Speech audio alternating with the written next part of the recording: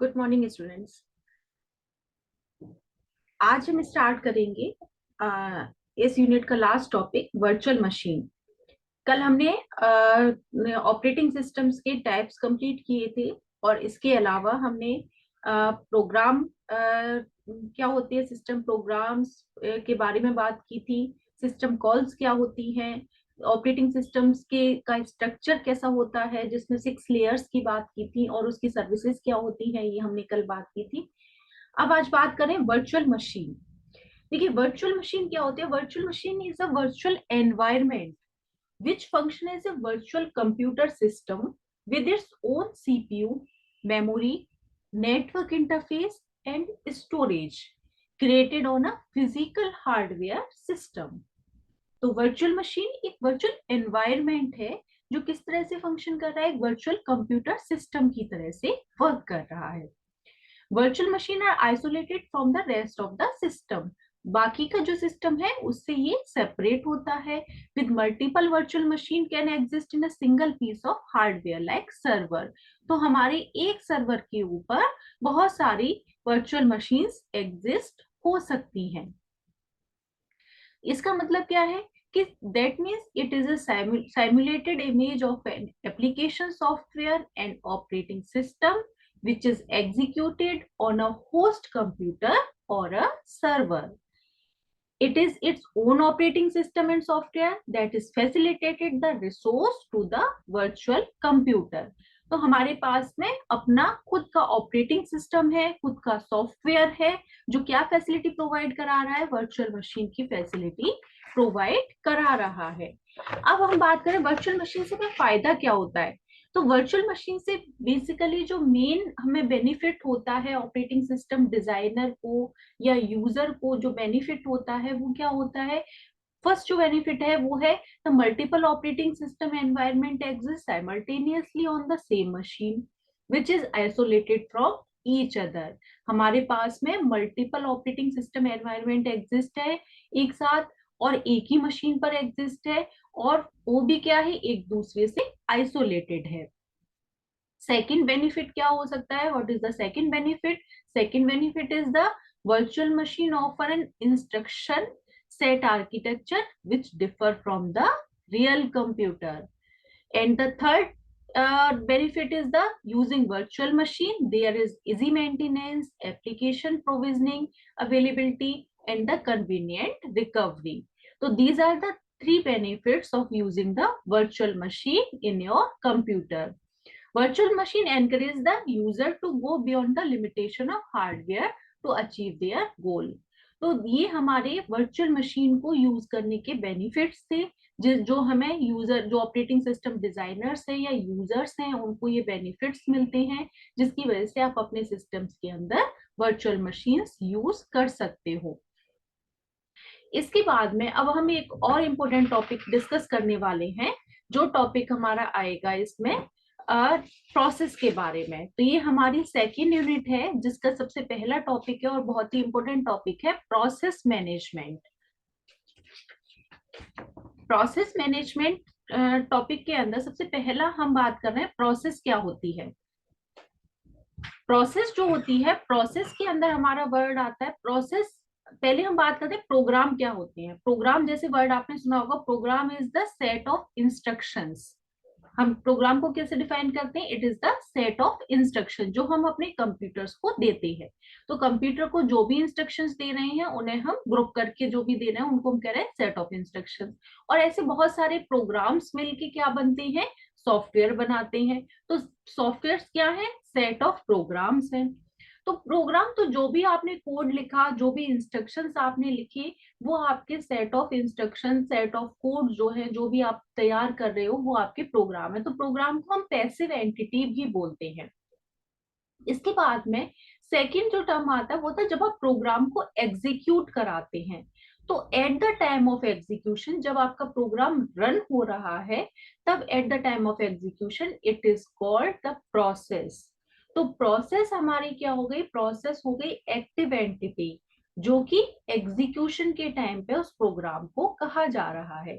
तो प्रोग्राम हमारी passive entity है, प्रोसेस एक्टिव एंटिटी है।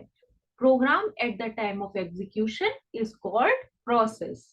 तो जब हमारा प्रोग्राम एग्जीक्यूट हो रहा होता है या जब प्रोग्राम रन करा रहे होते हैं, तो उस समय सिर्फ वो सेट ऑफ इंस्ट्रक्शंस ही नहीं होते, बल्कि प्रोग्राम को आप कंपाइल कर चुके होते हैं, उसके अंदर जो हेडर फाइल्स हैं, जो लाइब्रेरी फाइल्स हैं, वो सब आप इसके अंदर कनेक्ट कर चुके होते हैं। आपके प्रोग्राम में वो सब कुछ कनेक्ट हो जाता है, लोड हो चुका होता है प्रोग्राम। तो वो सारी चीजें जो library file, header file, program functions, वो सब कुछ उसके साथ में ऐड होने के बाद में जो पीस ऑफ इंस्ट्रक्शंस बनते हैं, वो आपका उस समय पर कहलाता है प्रोसेस। तो प्रोसेस एग्जीक्यूशन के टाइम पर जो इंस्ट्रक्शंस तैयार हो रहे हैं, जो सारा ग्रुप है, वो हमारा कहला रहा है प्रोसेस। तो प्रोसेस को हम ब्रॉडली टू कैटेगरीज के अंदर डिवाइड कर सकते हैं।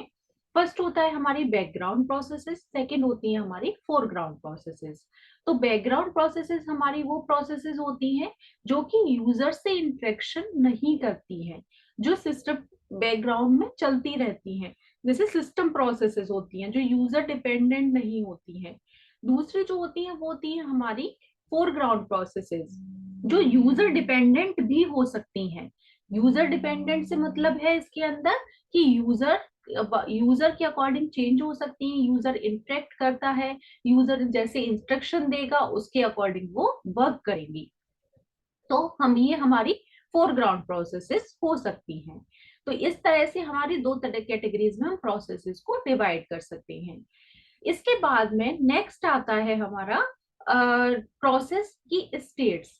जो भी प्रोसेस होती है, कोई भी प्रोसेस पूरी लाइफ साइकिल में, यानी जब वो क्रिएट होती है तब से लेकर प्रोसेस कंप्लीट होने तक, और अपनी पूरी लाइफ साइकिल में अलग अलग स्टेजेस से होती हुई निकलती है, जिसे हम बोलते हैं प्रोसेस की लाइफ साइकिल, और इसे प्रोसेस स्टेट्स भी बोलते हैं। तो प्रोसेस की टोटल 5 स्टेट्स होती हैं, जिन्हें प्रोसेस लाइफ साइकिल बोलते हैं। पहली स्टेट होती है न्यू। जब प्रोसेस क्रिएट होती है तो वो अपनी न्यू स्टेट में होती है। इसके बाद में जब प्रोसेस एग्जीक्यूट होती है, तो एग्जीक्यूट होने से पहले प्रोसेस पहले प्राइमरी मेमोरी में लोड होती है। तो जब प्रोसेस प्राइमरी मेमोरी में आ जाती है, तो वहां पर आके वो होती है रेडी स्टेट में, यानी प्रोसेस प्राइमरी मेमोरी में आ चुकी है और वो एग्जीक्यूशन के लिए तैयार है, तो वो कहलाती है रेडी स्टेट में। इसके बाद में यहाँ पर प्रोसेस वेट करती है सीपीयू के मिलने का। जैसे ही उसे प्रोसेसर मिलता है और वो एग्जीक्यूट करना शुरू करती है, वो आ जाती है रनिंग स्टेट में। इसके बाद में नेक्स्ट स्टेट होती है, अगर प्रोसेस बीच में कोई इनपुट आउटपुट के लिए वेट कर रही है, किसी इवेंट के अगर होने का वेट कर रही है, तो प्रोसेस जाती है वेटिंग स्टेट में। और जब प्रोसेस कंप्लीट हो जाती है, तो लास्ट स्टेट होती है टर्मिनेटेड स्टेट। तो लास्ट में प्रोसेस होती है टर्मिनेटेड। तो टोटल 5 स्टेट हो गई हमारे पास में। कौन कौन सी? New, ready, running, waiting and terminated. तो अपनी पूरी लाइफ साइकिल में प्रोसेस इन 5 स्टेट्स के बीच में मूव करती रहती है। इसके बाद में नेक्स्ट टॉपिक आता है हमारा, एक और पॉइंट आता है process control block. Process control block जो होता है वो क्या होता है, हमारे पास में हमारे सिस्टम में मल्टीपल प्रोसेसेस हो सकती हैं जो एग्जीक्यूट हो रही हो, जो एग्जीक्यूशन के लिए तैयार हो, अलग अलग लाइफ अपनी स्टेट्स के अंदर हो। तो उस कंडीशन में प्रोसेसेस जब प्रोसेसेस अवेलेबल होती हैं हमारे पास में, रेडी क्यू के अंदर अवेलेबल होती हैं, तो उसमें हम क्या करते हैं, प्रोसेसेस को हर प्रोसेस के बारे में हमें डिटेल्स रखनी होती है, यानी ऑपरेटिंग सिस्टम को मैनेज करना होता है। जितनी भी प्रोसेसेस हैं उन प्रोसेसेस के बारे में कुछ कुछ डिटेल उसे मेंटेन करके रखनी होती है। जितनी प्रोसेसेस हैं उन प्रोसेस को कैसे मैनेज करेगा ऑपरेटिंग सिस्टम, जब उनके बारे में वो इंफॉर्मेशन मेंटेन करेगा। तो इस इंफॉर्मेशन को मेंटेन करने के लिए ऑपरेटिंग सिस्टम क्या करता है, एक ब्लॉक मेंटेन करता है, एक डेटा स्ट्रक्चर मेंटेन करता है, जिसको बोलते हैं हम प्रोसेस कंट्रोल ब्लॉक। तो हर प्रोसेस के बारे में, जितनी भी प्रोसेसेस हैं उन सभी प्रोसेसेस के बारे में इंफॉर्मेशन स्टोर करने के लिए प्रोसेस कंट्रोल ब्लॉक मेंटेन किया जाता है, जिसमें उस प्रोसेस की स्टेट क्या है, वो प्रोसेस कौन से रजिस्टर्स को यूज कर रही है, कौन सी सीपीयू शेड्यूलिंग एल्गोरिथम यूज कर रही है, मेमोरी को कैसे मैनेज कर रही है, इनपुट आउटपुट को कैसे मैनेज कर रही है, सारा कुछ उस ब्लॉक के अंदर स्टोर किया जाता है। उसको हम कहते हैं प्रोसेस कंट्रोल ब्लॉक। तो हर प्रोसेस के बारे में एक एंट्री प्रोसेस कंट्रोल ब्लॉक के अंदर की जाती है। ये कुछ बेसिक टर्म्स थे जो प्रोसेस के बारे में होते हैं। इसके बाद में अब हम अपना टॉपिक स्टार्ट करते हैं प्रोसेस का, प्रोसेस शेड्यूलिंग। अब हमारे पास में शेड्यूलिंग, जब हमारे पास में मल्टीपल प्रोसेसेस अवेलेबल होती हैं, तो मल्टीपल प्रोसेसेस को एग्जीक्यूट कराने के लिए हमारे पास में रेडी क्यू के अंदर हमारे पास बहुत सारी प्रोसेसेस आ गई। अब प्रोसेस मल्टी प्रोग्रामिंग सिस्टम है, तो हम कहते हैं कि मल्टीपल प्रोसेस हमारे पास में प्राइमरी मेमोरी में अवेलेबल होती हैं। तो प्राइमरी मेमोरी में प्रोसेसेस हमारे पास में जो क्यू बनाती हैं एक के पीछे एक, उस क्यू को बोलते हैं हम रेडी क्यू। अब रेडी क्यू में हमारे पास में मल्टीपल प्रोसेसेस हैं जो वेट कर रही हैं सीपीयू का। अब उनमें से सिलेक्शन करना पड़ता है कि किस प्रोसेस को पहले सीपीयू दिया जाए, किस प्रोसेस को बाद में सीपीयू दिया जाए। ये सिलेक्शन करने का जो काम है, इस प्रोसेस को बोलते हैं शेड्यूलिंग करना। तो सीपीयू शेड्यूलिंग क्या है? सीपीयू शेड्यूलिंग वो डिसीजन मेकिंग की प्रोसेस है जिसमें ये सेलेक्ट किया जाता है कि किस प्रोसेस को पहले सीपीयू देना है, किस प्रोसेस को बाद में सीपीयू देना है। ये सिलेक्शन करने की प्रोसेस कहलाती है सीपीयू शेड्यूलिंग करना। और इस सिलेक्शन करने का काम ऑपरेटिंग सिस्टम का जो पार्ट करता है, जो प्रोग्राम करता है, उस प्रोग्राम को हम बोलते हैं शेड्यूलर। तो हमारे पास में कंप्यूटर के अंदर, ऑपरेटिंग सिस्टम के अंदर 3 तरह के शेड्यूलर्स होते हैं जो शेड्यूलिंग का काम करते हैं, जो ये डिसीजन मेकिंग का काम करते हैं। पहला शेड्यूलर होता है हमारा लॉन्ग टर्म शेड्यूलर, दूसरा शेड्यूलर होता है हमारा शॉर्ट टर्म शेड्यूलर, और तीसरा शेड्यूलर होता है हमारा मीडियम टर्म शेड्यूलर या मेमोरी शेड्यूलर। शेड्यूलर्स पढ़ने से पहले हम क्यूज के बारे में बात करते हैं।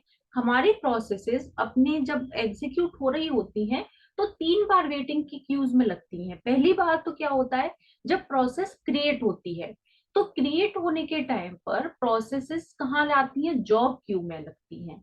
यानी कि जब प्रोसेस क्रिएट हो रही है, तो क्रिएट होने के टाइम पे जॉब पूल होता है प्रोसेसेस का।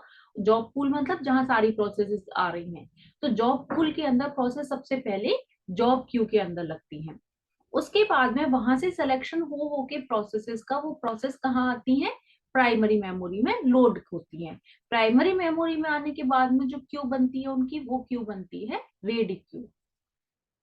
रेडी क्यू में ऐसे प्रोसेसेस जब किसी इनपुट आउटपुट के लिए वेट करती हैं, तो उनकी बनती है इनपुट आउटपुट वेटिंग क्यू। तो 3 तरह की क्यू प्रोसेस लगती हैं, 3 तरह की क्यूज में प्रोसेस लगती हैं।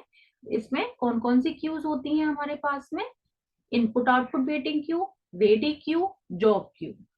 अब क्या हो रहा है, जब प्रोसेस जॉब क्यू में है, अब शेड्यूलर कहाँ कहाँ वर्क करेंगे, इन तीनों जगह पर शेड्यूलर्स को अपना काम करना पड़ेगा। तो सबसे पहले जब जॉब क्यू में, यानी कि जब हमारे पास में बहुत सारी प्रोसेसेस हैं और उनमें से हमें सेलेक्ट करके प्रोसेस को कहाँ डालना है, रेडी क्यू में डालना है, यानी मेमोरी एलोकेट करानी है, प्राइमरी मेमोरी एलोकेट करानी है। तो वहां पर जो काम करता है, वो काम करता है हमारा long term scheduler. Long term scheduler को हम जॉब शेड्यूलर भी बोलते हैं। ये शेड्यूलर जो है, ये क्या करता है, जॉब क्यू में से प्रोसेसेस को सेलेक्ट करता है, और सेलेक्ट करने के बाद में प्रोसेसेस को इसमें प्राइमरी मेमोरी में लोड करता है और सेलेक्ट करके इसमें डालता है। तो यहाँ पर ये सिलेक्शन का काम जॉब शेड्यूलर कर रहा है। अब ये, इसको लॉन्ग टर्म शेड्यूलर क्यों कहते हैं? इसको लॉन्ग टर्म शेड्यूलर इसलिए कहते हैं क्योंकि जब कोई प्रोसेस से सेलेक्ट करके, स्टार्टिंग में इसने प्रोसेस सेलेक्ट करी और प्राइमरी मेमोरी में लोड कर दी, एक के बाद एक प्रोसेसेस को लोड कर देगा प्राइमरी मेमोरी में। जब मेमोरी फुल हो जाएगी, उसके बाद में अब इस प्रोसेसर के पास में कोई वर्क नहीं है, ये क्या रहेगा, रेस्ट की कंडीशन में रहेगा। फिर जब ये कब एग्जीक्यूट होगा, जब कोई प्रोसेस टर्मिनेट होगी और प्राइमरी मेमोरी में स्पेस खाली होगा, तब इस प्रोसेसर को वापस से एग्जीक्यूट होना होगा। ये कोई नई प्रोसेस सेलेक्ट करेगा, प्राइमरी मेमोरी में डालेगा और फिर से रेस्ट की कंडीशन में चला जाएगा। कब तक रहेगा रेस्ट की कंडीशन में? जब तक कि कोई प्रोसेस टर्मिनेट नहीं हो जाती है।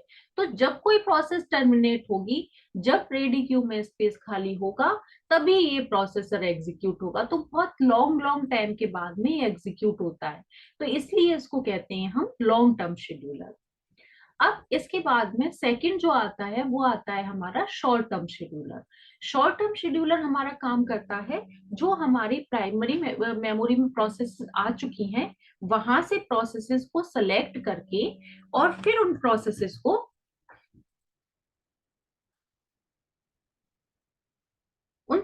को सेलेक्ट करके सीपीयू को प्रोवाइड कराना। तो ये जो सिलेक्शन का काम है, ये सिलेक्शन का काम हमारा करता है शॉर्ट टर्म शेड्यूलर। तो शॉर्ट टर्म शेड्यूलर जो है वो हमारा करेगा ये सिलेक्शन वाला काम। तो सिलेक्शन कैसे करेगा ये क्या करेगा, रेडी क्यू में जो प्रोसेसेस हैं उन प्रोसेसेस को वहां से सेलेक्ट करेगा और सेलेक्ट करके वहां से प्रोवाइड कराएगा सीपीयू को। सीपीयू में प्रोसेसेस आएंगी, सीपीयू में प्रोसेस एग्जीक्यूट होंगी, एग्जीक्यूट होने के बाद में वो प्रोसेसेस